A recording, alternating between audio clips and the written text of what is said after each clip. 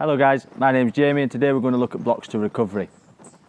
And blocks to recovery are often you can see as a stoppage from something that's stopping us from getting our full potential or achieving our full potential within recovery. And that can be a really sort of difficult place to be, because at the end of the day we really want to find that peace and freedom and everything that recovery offers, so that we're able to carry on and want to and find that desire to keep going. So often we can get set back by wanting to fix our short-term feelings and emotions that can be really difficult when they do come up. And by acknowledging this and working on it, then we can really help ourselves in recovery and succeeding and moving forward. And as long as we're always moving forward, we're always doing good for ourselves. And there's always work to be done, so this is not really getting to a finish line. So some of the blocks that we can kind of look out for and what we like to work on here is blaming others.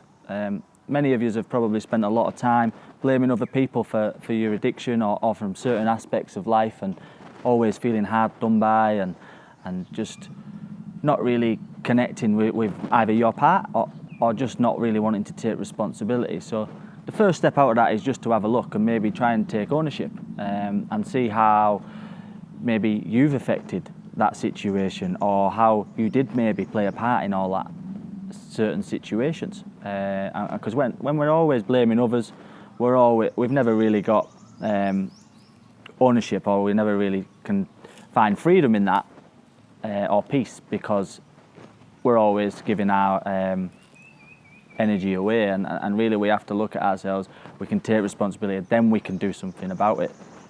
Another block to recovery is isolating.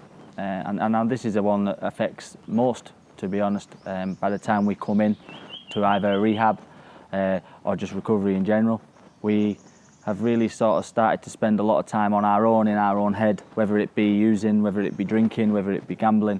Doesn't really matter what it is, but we're all just trying to escape reality, you know, and the feelings and emotions that come with that. And that is very much easy done alone rather than around a room full of people. But for me as well, I can really feel isolated in a room full of people and really disconnected from the world, and isolation can really block us off from recovery. So some things that we can do towards that is really get involved within the community, getting to meetings, speaking to our sponsor, our counsellor, making new friends, you know, with like-minded people who really understand what we've been through, and you kind of build up that better connection.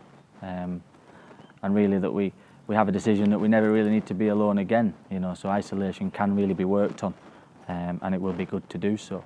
Another block to your recovery could be rigid thinking or a negative attitude, which is very dangerous, you know, because one thing that we really need in recovery is an open mind. And when we've got an open mind, we can really see things from a different perspective, and we can free ourselves of that negative thinking and start to see a lot of good in the world. So one couple of tools to help us with that could be like doing a gratitude list, you know, getting an outside point of view, you know, asking people how they see certain situations rather than just how I see it.